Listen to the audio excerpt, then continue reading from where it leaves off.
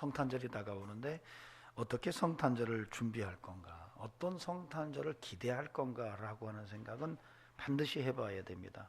어떻게 성탄을 준비하시나요? 어떤 성탄을 여러분이 기대하시는가요?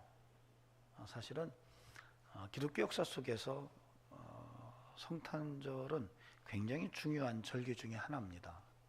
왜냐하면 그분이 오시지 않았더라면 우리는 하나님의 자녀가 될 수가 없었어요. 예수님이 오시지 않았더라면, 그분이 이 땅에 오시지 않은 사건으로 인해서 하나님의 선택권을 가진 자를 제외하고는 모두가 죄값을 치르고 영원한 불못으로 가야만 했습니다. 그런데 예수님께서 오심으로 그 은혜가 누구든지 믿으면 하나님의 자녀가 되는 이런 역사를 경험하게 되므로 성탄은 굉장히 중요한 절기입니다. 따라합시다. 예수님의 성탄은 참 중요하다. 네. 근데 더 중요한 것은 그분을 내가 만났다는 거예요. 네. 그분이 오신 것도 정말 중요하지만 진짜 더 중요한 것은 내가 그분을 만났다는 거예요. 내가 그분을 믿었다는 거예요. 내가 예수님을 믿었다는 거예요. 이건 정말 행운 중에 행운이에요. 잭팟을 터뜨린 거예요. 로또가 당첨된 거예요. 여러분 그렇게 믿으시나요? 예. 그분 때문에 구원받은 거죠. 예. 하나님 자녀 되고 영원한 천국에 들어가는 특권을 받은 겁니다. 정말 예수님이 오신 사건보다 더 중요한 거예요. 정말 내가 예수 믿은 거 정말 무엇과도 바꿀 수 없는 건데요. 근데 이보다 더 중요한 게 뭐가 있는지 아십니까? 그걸 전하는 겁니다. 내가 예수 믿은 것보다도 더 중요한 것은 내가 그 예수를 전하는 거예요. 어때요? 그 중요성을 아시나요? 부탁드립니다. 이번 성탄절에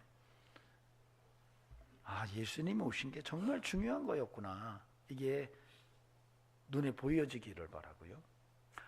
내가 예수 믿은 게 정말 큰 축복이었구나. 가장 최고의 축복이었구나라는 게 눈에 보여지기 바랍니다. 그리고 내가 예수 전하는 것이 정말 중요한 거구나라는 것이 좀 깨달아지는, 눈이 열려지는, 눈에서 비늘 같은 것이 떨어져서 좀 열려지는 이런 은혜가 함께하기를 바랍니다. 아멘. 호적하라는 로마 황제의 명을 받고 요셉과 마리아가 갈릴리에서 살다가 나사렛에서 살다가 베들레헴으로 갑니다. 왜냐하면 호적이 베들레헴에 있었기 때문에요. 근데 그때 요셉이 갈 때에 정혼한 마리아 아내와 함께 갑니다. 이미 만삭이 된 상태에서 호적을 하러 갔다가 그곳에서 아이를 낳습니다.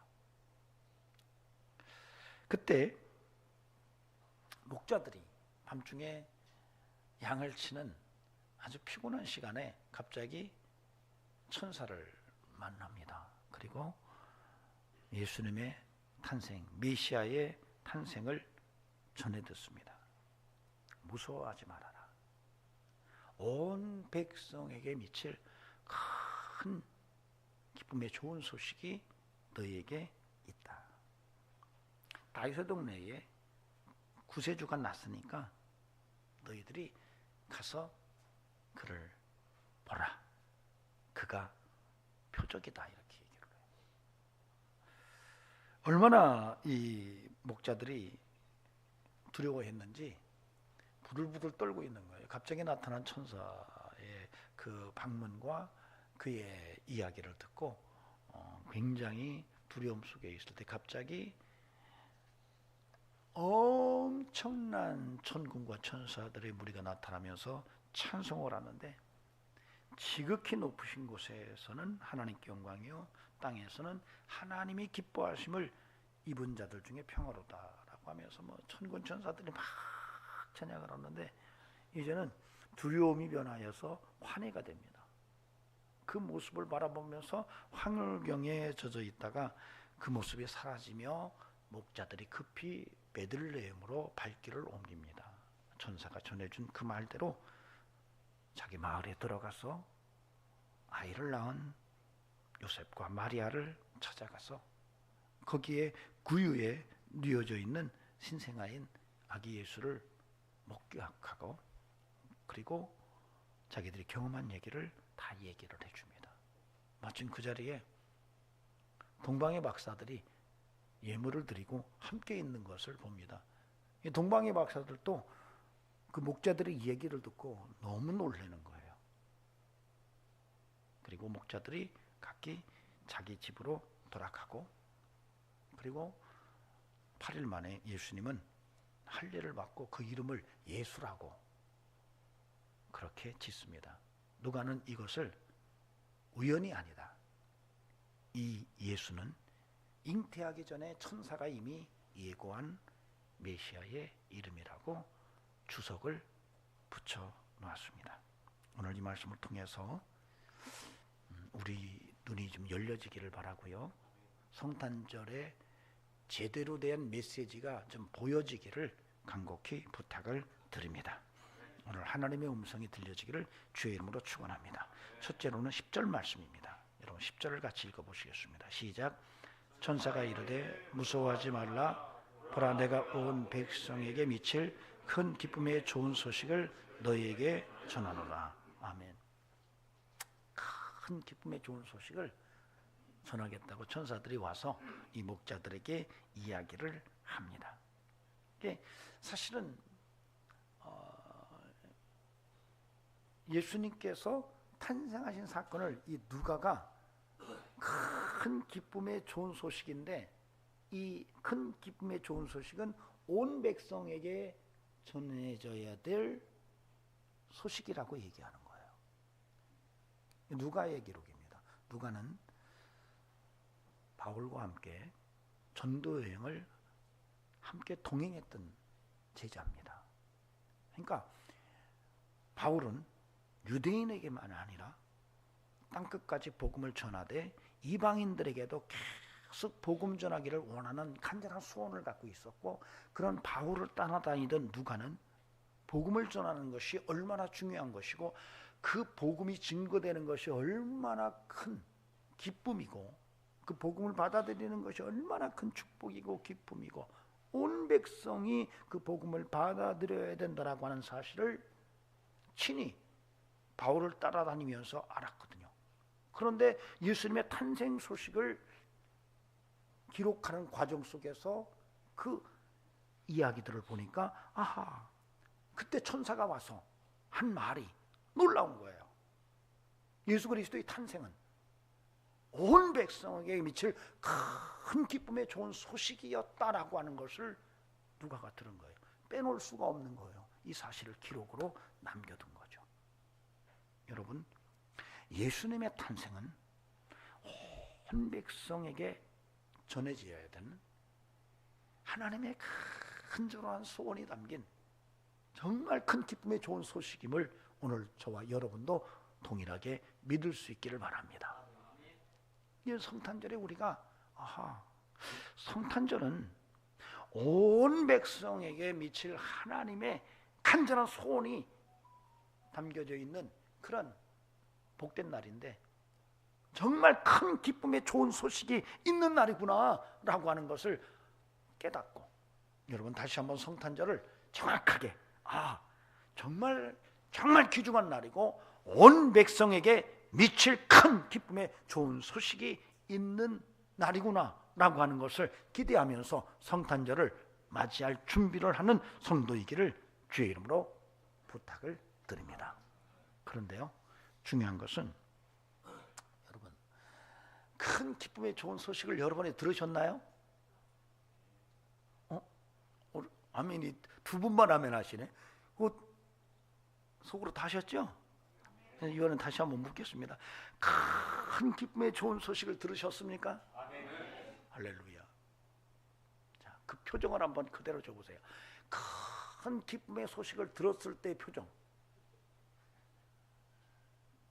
아니 왜냐면 제가 오늘 여러분 얼굴을 찬송을 부르면서 봤어요. 했더니 뭔 짐이 그렇게 많은지, 얼굴에 큰 기쁨의 좋은 소식을 들은 자의 모습이 아닌 것 같다는 생각이 문득 들은 거예요.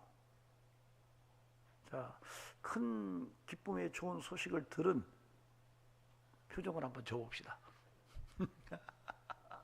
여러분, 성탄절은요 이렇게 사는 거예요.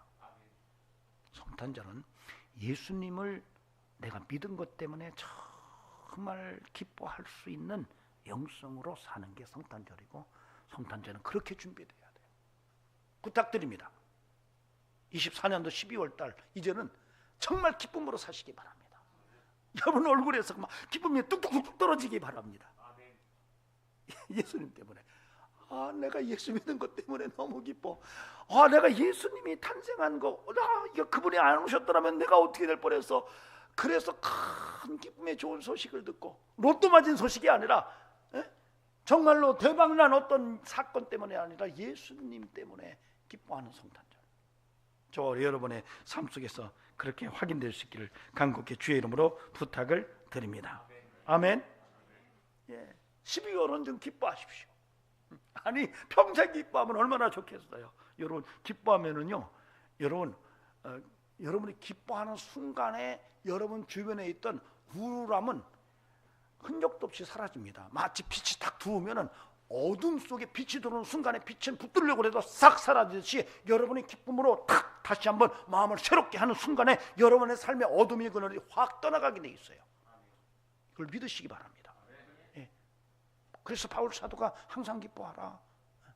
정말 내가 다시 말하노니 너희가 정말 기뻐하라 라고 강권했던 것은 성도의 삶에서 예수님 때문에 기뻐하는 삶이 얼마나 귀한지를 말하고 싶었던 거죠.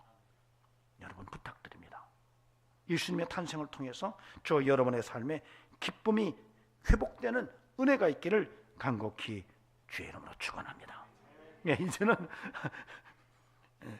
웃고 삽시다.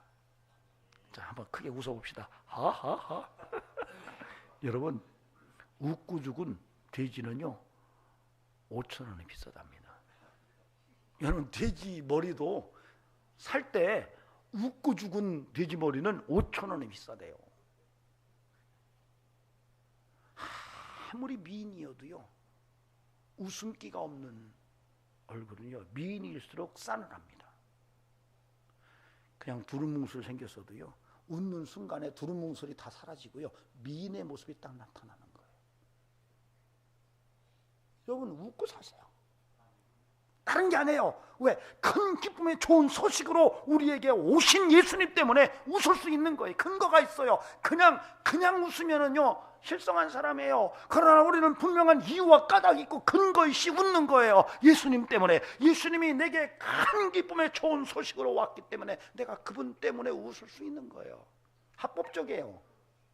여러분 합법적으로 웃으시기 바랍니다. 그냥 웃으면 불법적 웃음이에요. 합법적으로 아주 웃고 사시기 바랍니다. 여러분 그러면 우리 옛 어른들이 뭐라고 그러죠? 웃으면 뭐가 와요? 복이 온다. 여러분 이런 말이 전승되는 까닭이 뭘까요? 오랜 세월 속에서 그렇더라라고 하는 경험들이 모아진 거예요. 너도 그랬어? 나도 그랬는데? 우리 모두 그랬네?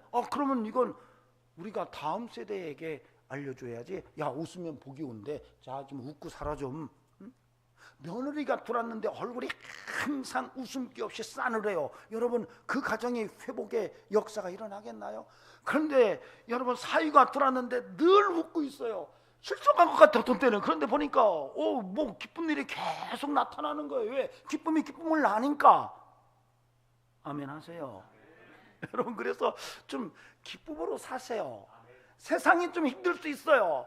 내 감정대로 안 될 수 있어요. 정말 열받아가지고 욕합을 하고 싶을 때가 있어요. 씨발라 먹은 수박 같으니라고. 그러나 여러분 그럼에도 불구하고 좀 여러분의 얼굴에서 여러분의 삶에서 웃음이 떠나지 않는 이런 은총이 함께하기를 바랍니다. 제가 전에 여러분에게 그런 얘기했어요. 사람이 이렇게 집으로 들어갈 때, 어디 사무실에 들어갈 때 문고리를 잡고 한번 웃어라. 문고리를 잡고 한번 싹 웃고 그냥 의도적으로 웃고 들어가면 웃은 다음에 미소에 잔상이 남아있는 그 얼굴을 보는 사람들은 굉장히 마음이 열린다라고 하는 얘기예요. 속상한 일이 있을 수 있어요. 근데 어디 들어가서 문을 열고 들어가는데 그 모습 그대로 싹 들어가는 순간에 그 안에 있는 사람은 그 사람이 속상한 일이 있었는지 몰라요. 근데 보니까 얼굴이 송충이 씹은 것 같아요. 그럼 어떻게 생각하겠어요? 그 안에 저 자식이 나를 보고 저렇게 인상을 쓰는 거 보니까 나하고 별로 사이가 안 좋은가? 나한테 뭐 기분 나쁜 거 있나? 아니 여러분, 여러분이 예배 드릴 때 이렇게 앉아 있잖아요. 제가 설교할 때 여러분이 인상 팍 쓰고 있으면 제가 어떻게 생각하는지, 저 사람이 지금 나한테 뭐 걸린 게 있나 이런 생각이 들어요. 아닌데도. 근데 속은 문드러지는데 이월 집사님 앞에 앉아가지고 저를 보고 싹 웃고 있어요. 그러면 제가 설교를 막 너무 잘해가지고 은혜 받는 줄 알고 그 다음에 내려가지고 막 기도도 할 때 막 세게 해주는 거예요. 예. 그리고 엎드릴 때마다 주여 아무개 집사 이 설교 시간에 그렇게 은혜 받는데, 제가 옛날에 학생들을 가르칠 때 학교에서 학생들이 앞자리에 앉아가지고요 막 제가 강의하는 소리를 듣고 막 눈이 막 반짝반짝 빛나면은요, 시험 쳤을 때 시험을 치른 다음에 성적 낼 때요 그게 반영이 돼요. 그 학생은 어떻게든지 A를 주고 싶은 마음이 생겨요. 근데 저 뒤에 앉아가지고 인상 팍 쓰고 앉아가지고 강의를 듣는지 마는지 기분 나빠요, 가르치는 사람이. 그러면 시험 본 다음에요 이 친구는 어떻게 F를 줄까 고민해요. 어떤 꼬다리를 걸어서라도 C를 줘요. 여러분 묻고 사시기 바랍니다. 예. 주 안에서 정말 큰 기쁨의 소식을 만난 그리스도인이 그것을 감출 수 없어서 항상 얼굴에 웃음이 가득하고 기쁨이 넘쳐나는 인생이 우리 성도들의 삶이기를 주의 이름으로 축원합니다. 근데 중요한 것은 오늘 본문에서 천사들이 와서 예수님의 메시아의 탄생 소식을 목자들에게 전해요. 그랬더니 그 목자들이 그 얘기를 듣고 가서 그 경험한 천사의 이야기를 바로 예수님이 탄생하신 곳에 가서 그 함께한 요셉과 마리아 그리고 거기에 다른 사람들이 있었다고 성경이 기록해놨어요. 아마 그것은 동방 박사들일 거라고 생각이 들어요. 제 생각에는. 그들에게 전해요. 여러분 그 다음에는 어떻게 해야 될까요? 그 예수님의 탄생 소식을 들은 그들은 또 뭘 해야 되죠? 전해야 돼요. 즉 여러분과 제가 오늘 이 본문에 따라서 연속선상의 믿음의 삶을 살아간다면 저와 여러분도 예수님의 탄생 소식을 전해야 되는 거예요. 이 메시지를 여러분이 발견할 수 있길 바랍니다.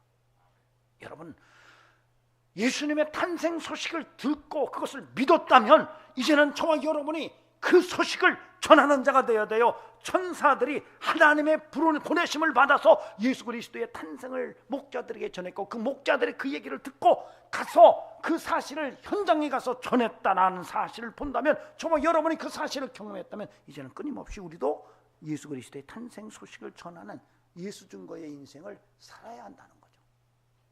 그런 은혜가 있기를 바랍니다. 그래서 여러분을 통해서 예수 증인의 증거가 드러나고 그 가정 속에서 축복의 언어가 흘러가고 아까 우리 안수 집사님 기도할 때처럼 언어에 놀라운 축복이 묻어나는 이런 은총이 우리 성도들의 삶에서 확인되기를 주의 이름으로 축원합니다. 아멘. 네, 그래서 12월 한 달은 부탁드립니다. 기쁨으로 살자. 그 다음에 예수 증인으로 살아가자. 그래 이제는 내가 말하는 이 말은 저주나 유언비어를 말하는 게 아니라 진정한 복음을 말하고 예수를 말하고 기쁜 소식을 말하는 좀 슬프고 우울한 소식은 반드시 전해야 되지 않은 거라면 여러분에게서 끝내시기 바랍니다. 아멘. 예. 기쁜 소식은 전해주는데 속상하고 열받고 스트레스 받는 얘기는 내 입에서 끝. 그래서 예수 그리스도의 은혜가 충만한 우리 성도들이 되기를 주의 이름으로 축원합니다. 자, 두 번째로는 13절에서 15절 A절까지예요. 제가 그 구절을 읽겠습니다. 호련히 수많은 천군이 그 천사와 함께 하나님을 찬송하여 이르되 지극히 높은 곳에서는 하나님께 영광이요 땅에서는 하나님이 기뻐하신 사람들 중에 평화로다 하니라. 천사들이 떠나 하늘로 올라가니. 여기까지예요. 여기에서는 천군 천사들의 찬양이 막 울려 퍼지는 것을 이 목자들이 지금 본 거예요. 이때에 경험한 목자들이 당시에 경험한 사실들을 글로 쓰지 않았지만은 그 경험을 주변 사람들에게 이야기하고 그렇게 구전으로 전해져 오던 것들이 글로 만들어지면서 이렇게 누가가 그것을 책으로 문서화시켜서 우리에게 남겨둔 거예요. 근데 그때 보니까 천군과 천사들이 막 찬양을 하는 거예요. 저는 우리 성도님들도 한번 이런 거 경험해 봤으면 좋겠다 생각이 들어요. 아니 한밤중에 귀신을 만나지 마시고 천군과 천사를 만나서 야곱이 하늘문이 열리면서 천사들이 오르락 내리락 하는 것을 보고 여기가 하나님의 집이구나, 베델이구나, 그래서 그가 베고 있던 돌베개를 세워놓고 기름을 붓고 하나님 앞에 영광을 돌리고 약속을 했던 것처럼 우리의 인생도 하늘문이 열리면서 천군과 천사들이 하나님의 메시지를 우리에게 전해줄 수 있는 이런 영적인 경험도 함께하는 이런 은혜가 이번 성탄절에 우리 성도들의 삶 속에 나타날 수 있었으면 하는 소망을 품어봅니다. 이 구절은 사실은 하늘에는 영광 땅에는 평화라고 하는 그런 유명한 글귀의 원본입니다. 어떤 분은 영광엔 굴비 땅에는 평화 이렇게 썼더라고요. 굴비 장사예요. 트럭에다가 다 붙여놔. 영광엔 굴비 땅에는 평화. 처음에는 좀 몰랐어요. 좀 뭐지? 야 그리스도인이구나. 여러분 그리스도인들도 멋있잖아요. 장사를 하더라도 어쨌든 멋있잖아요. 제가 우연히 카페를 조사하다 보니까 카페 이름이 야훼예요. 카페 이름이 야훼예요. 야훼, 즉 다시 말해 여호와의 이름이 참 특이하더라고요. 쉽게 말하면 카페 간판이 하나님이라는 말이에요. 야훼예요, 야훼. 그것도 히브리 사자 테트라그람마 사자 글씨에 영어 표기로 썼더라고요. 근데 맛집이에요. 여러분 하나님의 이름을 걸어놓고 거기다가 적당하게 이상한 거 집어넣어서 만들까요? 아니 제가 우리 목사님 한 분이 프랜차이즈 식당을 하는데 제가 한번 그랬어요. 목사님네도 이상한 거 넣으세요 했더니 죽지 않을 만큼 넣어 그러시더라고요. 여러분 멋있더라고요. 얼마나 정직하게 하고 잘 했으면 그 맛집으로 소문나서 주변에서 막 소개를 할까 생각이 들더라고요. 여러분 천사들의 이 천군 천사들의 찬양 소리를 우리가 읽으면서 여기서 귀중한 것을 우리가 찾아낼 수가 있어야 돼요. 사실은 여러분 지극히 높은 곳에서는 하나님의 영광이고 땅에서는 하나님이 기뻐하신 사람들 중에 평화로다. 이 구절체 속에서 뭐가 보이는지 여러분 한번 말씀을 잘 들여다보시기 바랍니다. 하나님께는 영광이 되고 모든 은혜 받은 자들에게 평화가 가능한 고리가 그 사이에 끼어 있어요.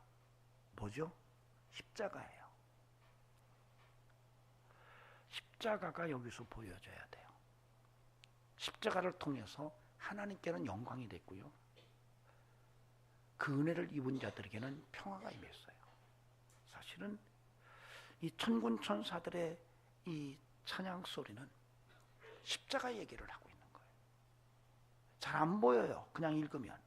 그러나 좀 더 자세히 보면 십자가가 보여요. 그게 보여야 돼요. 즉 다시 말하면 예수님께서 탄생하신 것은 십자가지러 오신 거예요. 사실 성경 속에서 예수님의 탄생은 하나님의 세상사 개입의 굉장히 중요한 사건이었습니다. 바울은 그것을 근본 하나님이셨지만 사람의 몸을 입고 종의 몸으로 우리 가운데 오셨다라고 얘기했어요. 즉 성탄은 하나님이 세상사에 개입하신 사건이에요. 하나님이 세상사에 들어오셔서 친히 십자가를 지시고 온 인류의 죄악을 도말하시고 부활하신 사건이에요. 이게 성탄 속에 감춰져 있는 거예요. 이걸 볼 수 있어야 돼요. 여러분, 성탄절은 십자가의 은혜가 살아있는 신비한 하나님의 개입 사건이에요.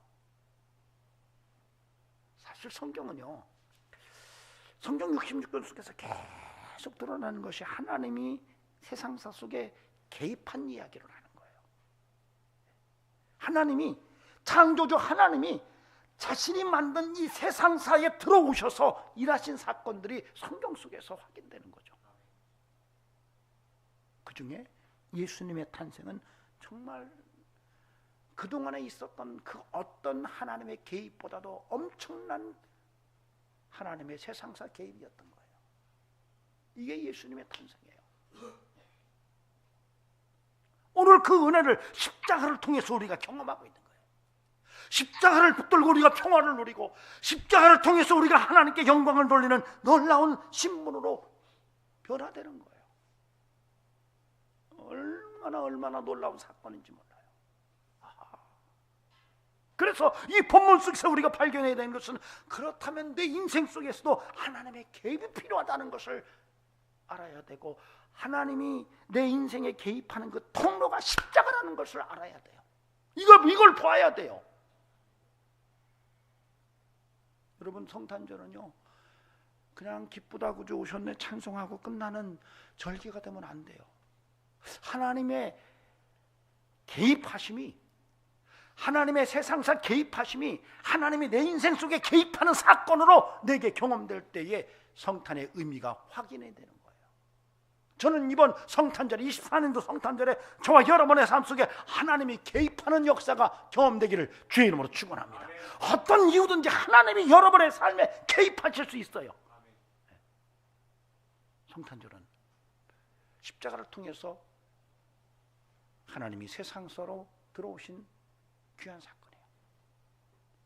이 사건은 누구든지 십자가를 붙들고 사는 사람에게 하나님이 개입한다라고 하는 전조 증상을 우리에게 드러내는 것입니다.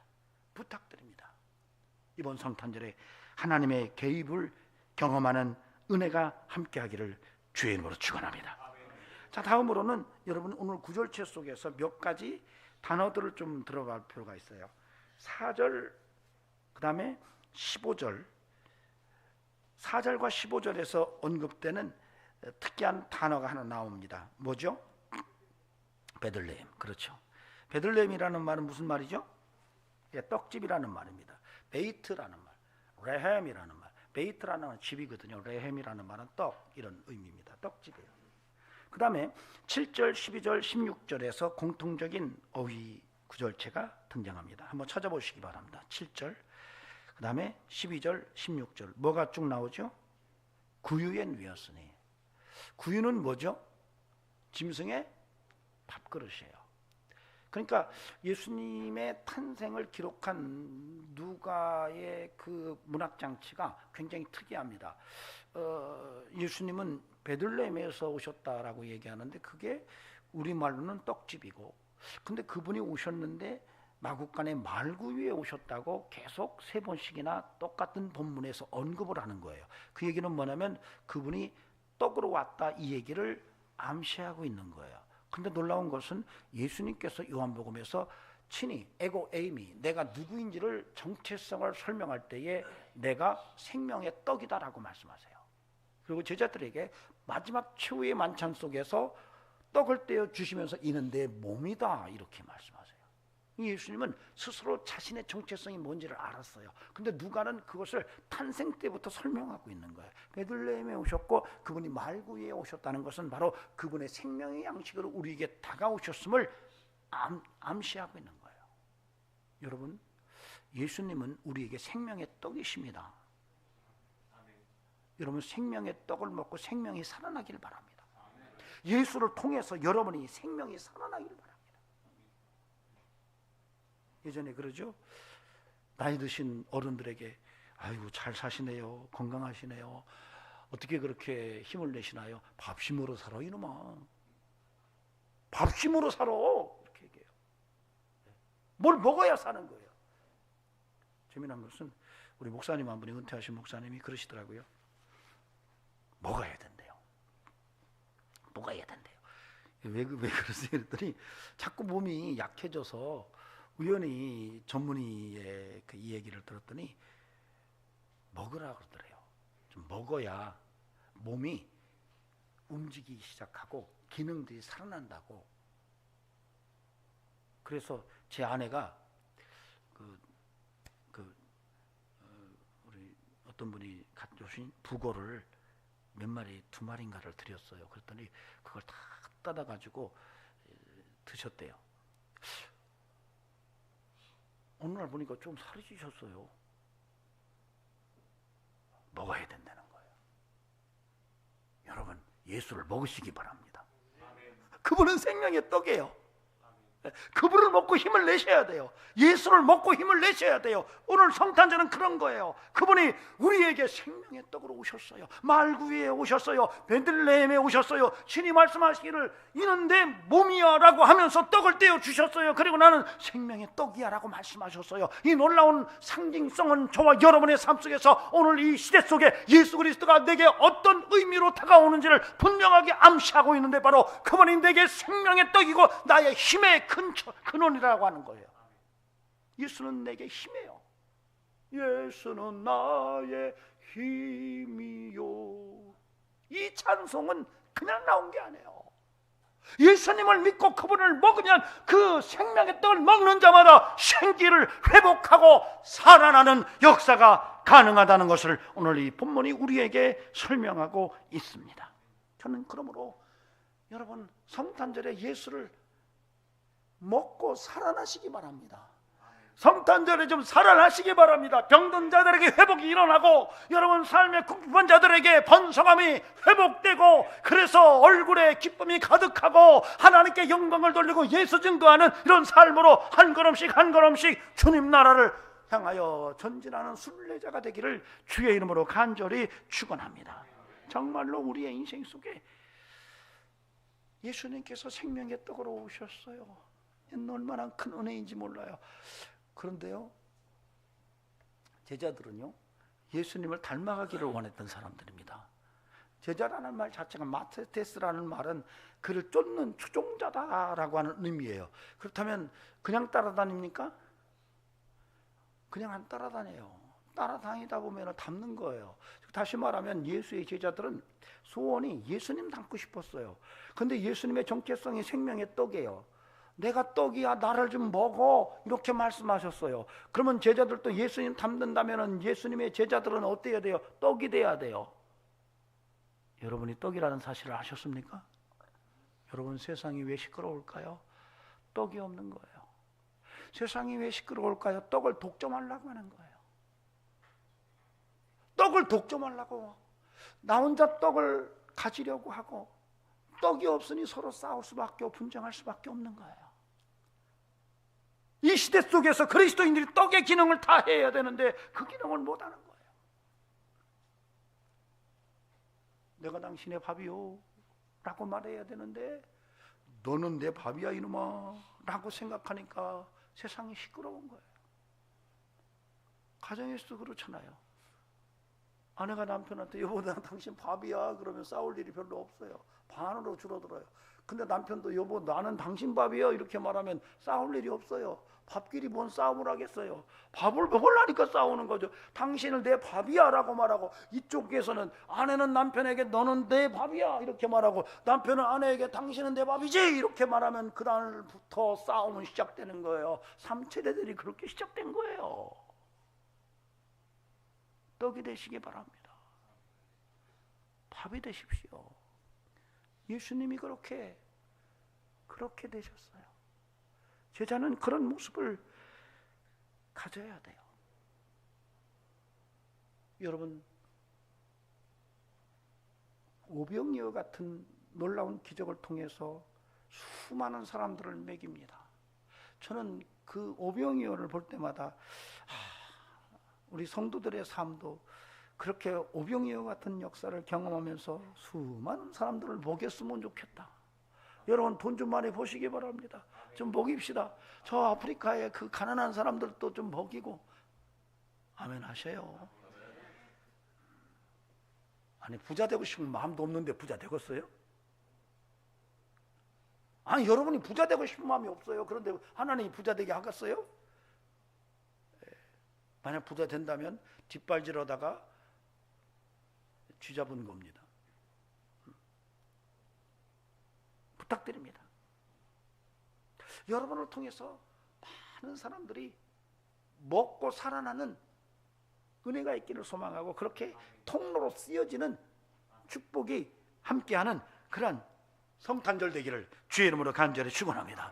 어떤 일은 사는 것은 주려고 사는 게 아니라 거머리처럼 달라붙는 사람이 있어요. 빨대만 가지고 그냥 먹을 것이 있으면 빨대를 팍 꽂고 쭉 빨아먹고 또 어디 빨대 꽂을 데가 없나라고 그렇게 사는 사람들이 있어요. 여러분 성경에서는 우리 주님이 그렇게 살라고 제자들에게 말씀하시지 않으셨어요. 너희가 떡이 되라고 말씀하셨어요. 그래서 우리는 내가 떡으로 먹이기 위해서는 내가 오병이어의 은혜를 경험하고 그래서 내게 있는 것으로 많은 사람들을 사랑으로 섬기는 이런 비전과 소망을 품고 살아야 되는 거죠.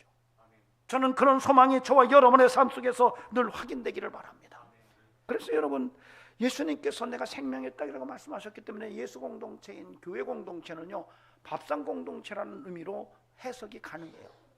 그래서 이 많은 그 학자들은 그 예수 공동체의 밥상 공동체 연결성을 자꾸 글로 써내고 있습니다. 여러분 그래서 여러분 교회 오면은요 설교의 은혜를 받든지 밥맛이 좋든지 그래야 돼요. 이게요. 이따 이제 점심 먹을 때 밥맛이 없는 분은 은혜 못 받은 거예요. 아, 나 목사님 나 은혜 받았는지는 모르는데 오늘 밥맛은 너무 엄청 좋네요. 나 우리 집에 가면 맛있는 거 줘도 영 그 밥맛이 없는데 야, 나는 교회만 오면 이렇게 두 그릇씩 먹으려고 그래요. 왜 그런지 아세요? 은혜 받아서 그래요. 그래서 교회밥이 맛있는 거예요. 우리 제 아내가 오늘도 이제 돼지갈비를 준비했어요. 돼지갈비 김치찌개 2대씩만 먹어요. 많이 먹지 마시고. 근데 먹을 때 이게 맛있으면 오늘 은혜 받은 거예요. 그래서 여러분 가족은 식구라고 말합니다. 식구는 뭐예요? 밥 먹는 공동체예요. 교회가 예배만 드리고 딱 끝나면 반밖에 예배를 못 드린 거예요. 먹어야 돼요.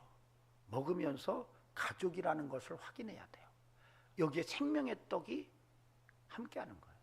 저는 우리에게 이런 생명의 떡의 역사가 일어나서 내가 당신의 밥이야 라고 말하면서 정말 세상을 평화롭게 만들어가고 행복이 가득한 그런 사회를 만들어가는 일에 여러분이 일조할 수 있기를 바랍니다. 너는 내 밥이야. 야 이리와 이리 내가 널 잡아먹겠어 하고 빨대 들고 달려가는 이런 일이 아니기를 바랍니다. 주님은 아낌없이 주는 인생이었어요. 자신의 100%를 십자가에 올려놓으셨어요. 생명의 떡이 되기 위해서. 저와 여러분에게도 이런 영성이 함께해서 우리 예수 공동체인 복있는 교회가 정말로 예수로 먹고 힘을 내고 또 예수처럼 우리가 생명의 떡으로 인생을 살아가면서 세상을 새롭게 변화되는 이런 인생으로 살아낼 수 있기를 소망합니다. 부탁드립니다. 그림의 떡은 되지 마십시오. 그림의 떡이 있어요. 경건의 모양은 있지만 경건의 실제가 없어요. 그래서 그 떡인 것 같은데 그림의 떡이에요. 많은 그리스도인들이 예수님처럼 떡이 되겠다고 말하는데 보면은 그림의 떡이에요. 도무지 먹을 수 없는 그냥 모양만 만들어진 가짜 떡이에요. 여러분 부탁드립니다. 생명의 떡, 진정한 생명의 떡으로 살아가는 은혜가 함께하기를 주의 이름으로 간절히 축원합니다. 성탄절에 기쁨이 충만하기를 바랍니다. 좀 웃고 삽시다. 아멘. 예, 그리고 하나님이 여러분의 인생 속에 깊게 개입해서 놀라운 은혜를 드러내는 통로로 쓰여지기를 소망하고 여러분 떡으로 오신 예수님을 닮아가는 은총이 저와 여러분의 삶 속에 함께하기를 주의 이름으로 축원합니다. 기도하시겠습니다. 하나님 감사합니다. 우리의 인생을 통해서 예수 그리스도가 전해지기를 원합니다. 기쁨의 큰 좋은 소식이 우리에게 왔음에 예수님 때문에 웃게 하시고 그 소식을 나만 소유하는 것이 아니라 세상에 전하게 하시고, 하나님 또한 우리의 인생에도 하나님이 개입하심으로 말미암아 하나님의 살아계심을 보게 하시고, 떡으로 오신 예수 그리스도를 닮아 우리도 떡이 되어 세상을 변화시키는 소중한 성도되게 하옵소서. 이제는 우리 구주 예수 그리스도의 은혜와 하나님 아버지의 살아계심과 성령님의 역사하심이 오늘도 예수 그리스도의 탄생을 생각하며 눈이 열려지고 비늘 같은 것이 떨어져서 예수 그리스도의 진짜를 목도하고 그렇게 살기를 원하는 심령들에게 영원토록 함께 하시기를 간절히 축원하옵나이다. 아멘.